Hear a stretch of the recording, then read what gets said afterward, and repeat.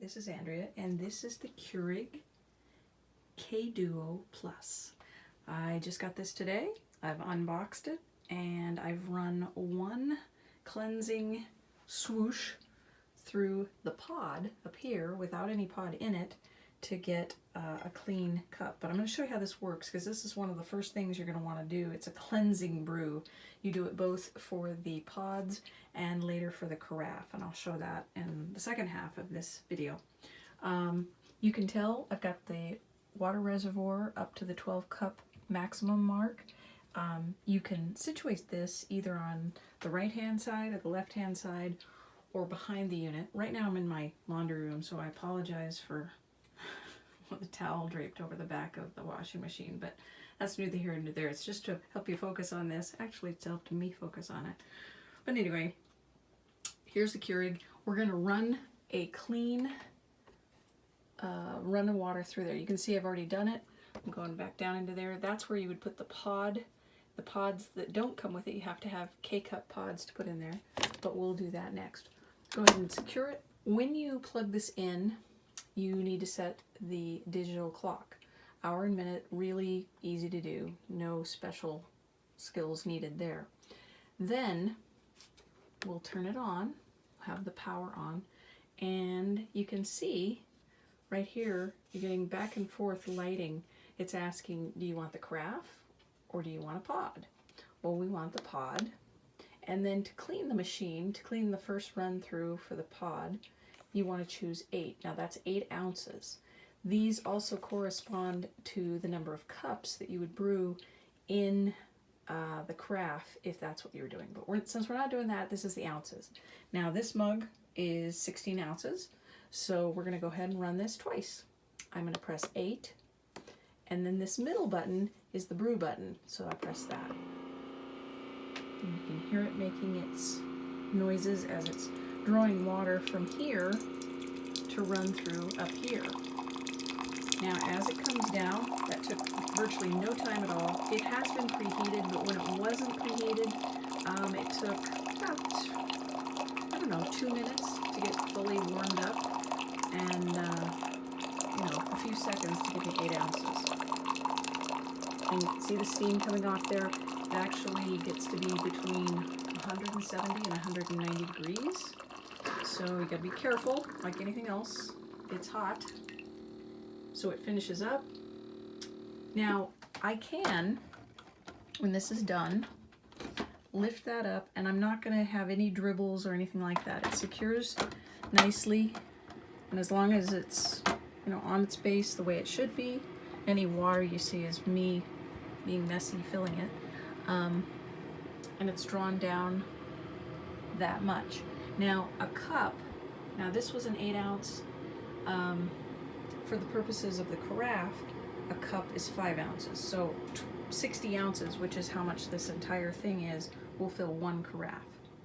Okay, we're gonna do it one more time. I'm gonna press the pod, gonna press 8 for 8 ounces, and then brew.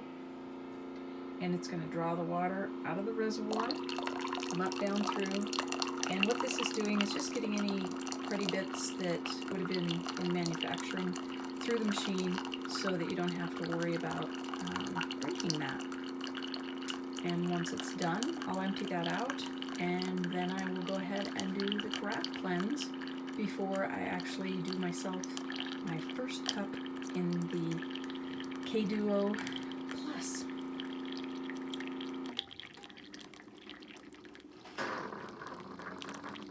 So this is the second part. This is the carafe. It is a stainless. It doesn't appear to be insulated, but I'm sure there is some insulation there. This is the tip that goes down in it. Here's the top. Notice a hole, and so any splash would kind of collect there and continue down. You want to go ahead and put that in the carafe, secure it. I've already washed this, hand washed it, and I'm going to put that right underneath. Now I have the basket pulled out so you can see that it has this, put it on where it needs to be. I'm trying to do this and camera work, so forgive me. This came in here. That was kind of a nice surprise. Paper filters for ground coffee can also work, as long as they are of the same 12 cup flat bottom round type. So we'll put that in there. I'm going to leave it in there because I think the filter needs to be rinsed as well. You just slide that into position, and theoretically you just secure it. Looks all secure, nothing's loose. Okay, we have the reservoir fully filled at its maximum mark. Now I don't need to, but I might check this for any pods. You cannot brew the pod at the same time as the carafe, so there's really no danger in that at all. So even if you did have a pod used or otherwise, it wouldn't do anything. Okay, carafe light, they're blinking, asking which one. I'm going to go with carafe. And according to the Cleansing Brew Guide, which again is over here, I'm going to hit the 8 for this one. So after I complete this, I hit 8 and brew. It's going to go down into here, into the carafe. Once this is complete, this machine, having cleansed both sides, will be done and ready to go. I can grind my own beans and put whatever coffee I want to in the basket and do a carafe. If you want to, and I'm gonna look for a second here. Oh yeah, I do. Haha, it's a good thing I set this up. This did not come with, but I show you this because I got it at a local store, and these are kind of cool for the pods. You can grind your own beans and put them in there, so you don't have to buy K-cups. Just FYI, if you didn't know about it, this whole thing was like $4. Not a big deal. Anyway, back to this. This is filling the carafe with heated water. Again, the heat, it's not boiling, but it's darn close at 170 to 190. Once it goes through this whole process, which may take longer than this video, because I may stop that, but you can hear it kind of doing ding ding. It was. Anyway, it's going down in there the way it should.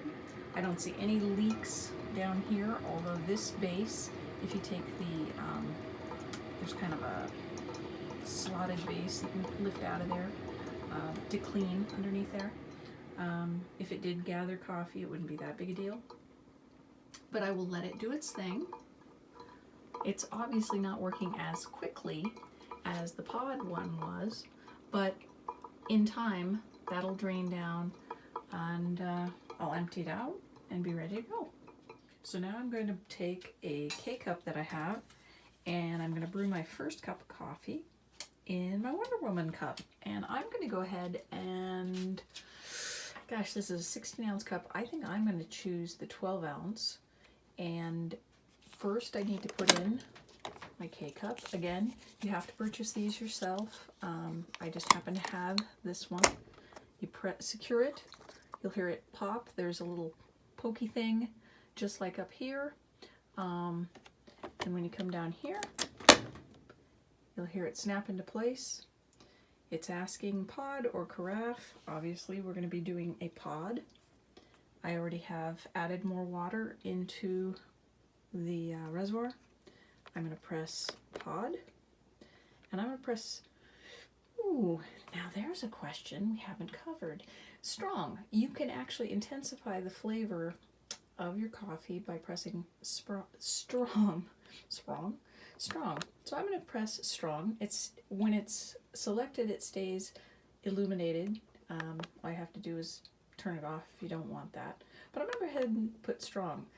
I'm actually using a light roast in here, so I don't know how much different it'll be, but I'm going to select 12 ounces because I'm using the pod. It is in ounces. If I had the carafe, it would be 12 cups if I pressed that. And then brew. Now it took, for 8 cups of coffee, well actually it was water, but assuming it was coffee, took about 5 minutes to go through the machine. So maybe if it's going through coffee that would be in here, it might actually take a little longer, 6 minutes, I don't know. I actually, in the written review, will put those times as based on what Keurig said. As you can see, we're doing the strong brew. Looks a little strong, which is good. It's doing what it's supposed to. Again, you have to press that button in order for that to occur. I I mean, ideally, if you used a pod that was, I don't know, a dark roast, and you pressed that, you'd get more of an espresso. Sometimes people ask, can you get iced coffee with this? Well, this isn't a, you know, it's not an all-in-one kind of a thing. It's a coffee brewer. So you can make any coffee iced coffee by putting it over ice. That's really where we're at there. You do have a pretty good gap here. So some travel mugs will fit in here. If you take this grate out, it gives you about an inch more space. So just bear that in mind. But that's coming on quite fast. Brewing nicely. Steam coming off. Bob is waiting. And yeah, we're moving right along. And when it's done brewing, you get that noise. And you want to make sure, you know, it sits there for a few seconds, drips out, so that you're not going to get a whole lot of crud down in here. Although this is easy to wipe out with a rag. I also would suggest that you don't immediately pop the top on that, because you're going to get a rush of steam. You know, give it a few seconds. If you had some people who were waiting for cups of coffee and you wanted to do more pods, you certainly could. We'll go ahead and open it, being careful. There is some steam, but not enough if you're careful, and it has been brewed. There we are, our first cup. Now, I like to add cream and goodies, but it looks like even though that was a light roast, you can't see it through it. It's not like tea, so the strong is probably a good idea for those who like it that way. This has been Andrea trying very desperately to show you what this thing can do in what seems like a very long video. We'll try and edit that, shorten it, all that. But anyway, this is the K-Duo Plus. It is plus because you can add strong coffee. You can make it stronger. It also is a plus because you can set the timer for in a 24-hour period of time to go off automatically to make a fresh carafe of coffee. And the fact that you can move the reservoir from one side to the other or to the back all make that a plus. Hope this has been helpful. If you have any comments or questions, leave them for me. I'll do my best to answer. Thank you.